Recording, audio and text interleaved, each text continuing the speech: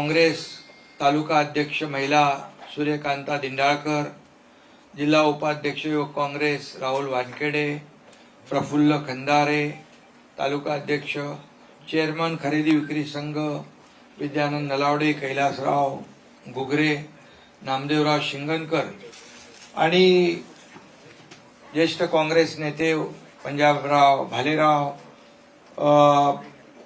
PC भोळे, रवींद्र जाधव, लक्ष्मण धुळे, रविचंद्र धवणे, संतोष चव्हाण, गंगाधर शिंदे, बरेच लोक, सगळ्यांची नावं मी घेत नाही.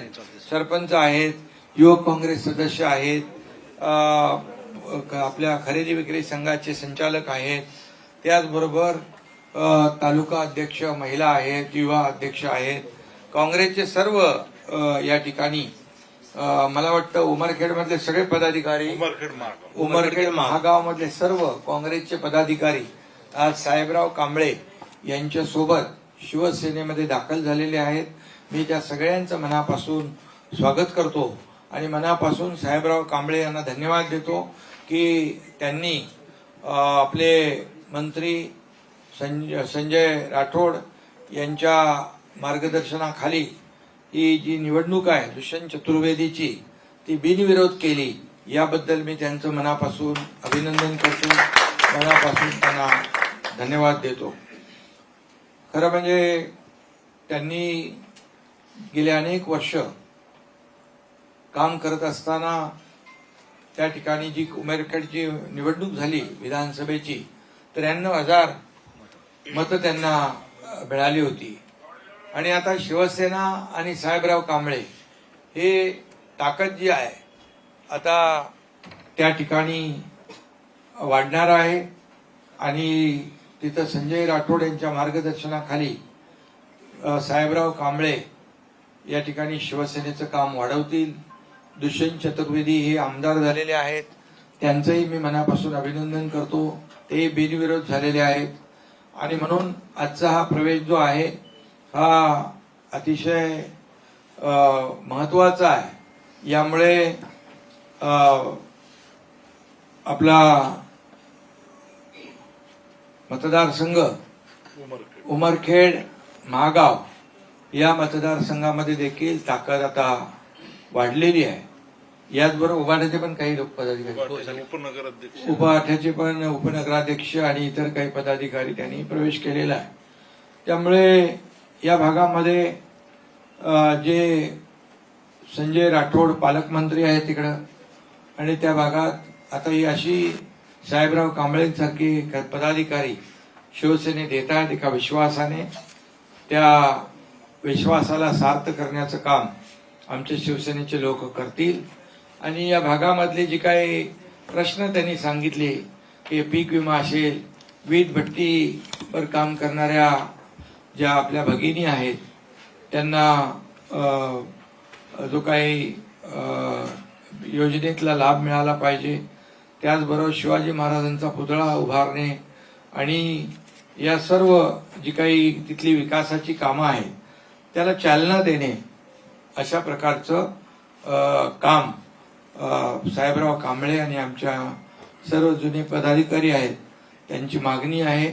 मी या ठिकाणी साहेबराव आपल्याला एवढंच सांगतो की तुम्ही तर उमेदवारी काँग्रेसची मागे घेतलीच आणि त्याचबरोबर शिवसेनेमध्ये देखील मनापासून काम करण्याचा जो काही संकल्प केलेला आहे याला नक्कीच आपल्याला ताकद देण्याचं काम, बळ देण्याचं काम आणि शिवसेना पालकमंत्री आणि आमदार नवनिर्वाचित दुष्यंत चतुर्वेदी यांच्या माध्यमातून, शासनाच्या माध्यमातून तिथं असलेले प्रश्न जे आहेत हे सोडवले जातील आणि तिथल्या जनतेला न्याय दिला जाईल. खरं म्हणजे बघा, एकदाच त्यांना विनंती केली आपल्या पालकमंत्र्यांनी की आपण एकत्र काम करायचं आहे आणि त्यांनी शब्द दिला की आपण एकत्र काम करायचं. त्याबरोबर त्यांनी दिलेला शब्द पाळला आणि शब्दाला जागणारा कार्यकर्ता म्हणून साहेबराव कांबळे यांनी आज शिवसेनेत प्रवेश केलेला आहे. मी त्यांचं मनापासून स्वागत करतो. शिवसेना कार्यकर्त्यांचा पक्ष आहे त्यामुळे अशा प्रकारचे कार्यकर्ते जे काम करतील ते नक्कीच शिवसेनेमध्ये पुढे जातील. शिवसेना मोठी करण्याचं काम अशा प्रकारच्या कार्यकर्त्यांमुळेच होईल आणि त्याचा मान सन्मान या शिवसेनेमध्ये होईल असंच या प्रसंगी मी सांगतो. आणि बाळासाहेबांचे विचार पुढे नेण्याचं काम, हिंदुत्वाचे विचार पुढे नेण्याचं काम या ठिकाणी त्या जिल्ह्यामध्ये होत आहे आणि त्यामध्ये आज पुन्हा एकदा भर पडलेली आहे. असेच प्रवेश दररोज सुरू आहेत वेगवेगळ्या भागातून, महाराष्ट्राच्या कानाकोपऱ्यातून. त्यामुळे एका विश्वासाने लोक येत आहेत आणि म्हणूनच विश्वासाने येणाऱ्या लोकांना त्या भागाचा विकास पाहिजे आणि काम पाहिजे, प्रकल्प पुढे गेले पाहिजे. हे नक्कीच या ठिकाणी मी विश्वास देतो. साहेबराव, तुमच्या सर्व कार्यकर्त्यांना, पदाधिकाऱ्यांना शिवसेनेमध्ये सामावून घेतलेला आहे. आपला शिवसेना एक परिवार आहे. परिवाराप्रमाणे आपण सगळे एकत्र काम करूया याची ग्वाही देतो. पुन्हा एकदा शुभेच्छा आपल्याला देतो. विधान परिषदेच्या निवडणुका बिनविरोध होत आहेत, त्यावरती विरोधकांकडून सातत्याने टीका केली जाते. घोडेबाजार होतोय, उमेदवारांना विकत घेतलं जाते, शेकडो कोटींचा खर्च होतोय असं देखील म्हणतात.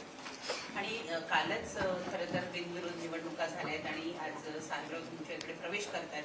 कुठेतरी मग त्यात सत्यता आहे असं कुठेतरी पुष्टी मिळते असं वाटतं. बघा, त्यांनी आमच्या पालकमंत्री महोदयांना सांगितलं की जी काही मतांची आकडेवारी आहे त्याच्यामध्ये जो असलेला फरक आहे आणि त्यामुळे आज शिवसेनेचा उमेदवार, महायुतीचा उमेदवार तिथे निवडून येणार ही खात्री त्यांना होती आणि त्यामुळे त्यांनी एक विकासाला साथ दिलेली आहे. त्या भागातल्या स्वतःच्या उमेदवारीपेक्षा त्या भागामध्ये विकास झाला पाहिजे, त्या भागातली कामं झाली पाहिजे ही भावना मनामध्ये ठेवून त्यांनी हा प्रवेश केलेला आहे. विरोधकांना काय, त्यांना मुद्देच नाही आहेत. विरोधकांना काय, त्यांना त्यांच्या पक्षामध्ये महायुती, महाविकास आघाडीमध्ये किती बिघाडी आहे हे तुम्हाला या निवडणुकांमध्ये दिसून आलेलं आहे.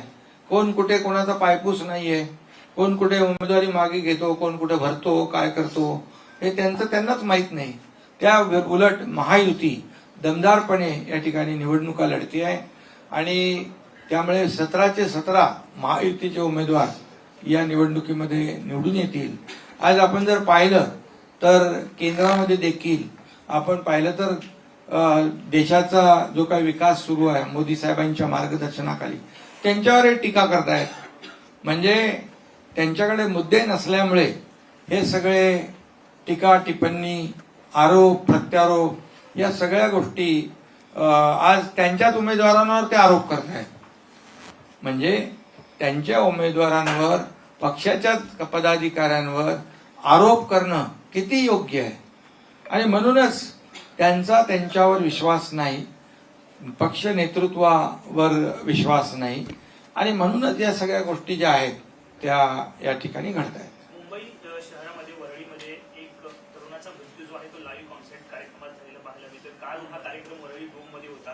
एका तरुणाचा मद्य पेय केल्यामुळे मृत्यू झाल्याची माहिती समोर आली आहे. पोलिसांनी त्याला परवानगी दिली नव्हती अशी ही माहिती पुढे येते की पोलिसांनी परवानगी नाकारली असताना कुठल्या तरी राजकारण्याच्या वरद हस्तामुळे हा कॉन्सर्ट झाला असं एक आहे. आणि असाच प्रकार महिनाभरापूर्वी याची पोलीस चौकशी करतायत आणि जे कोणी दोषी असतील त्यांच्यावर कारवाई होईल, कडक कारवाई होईल.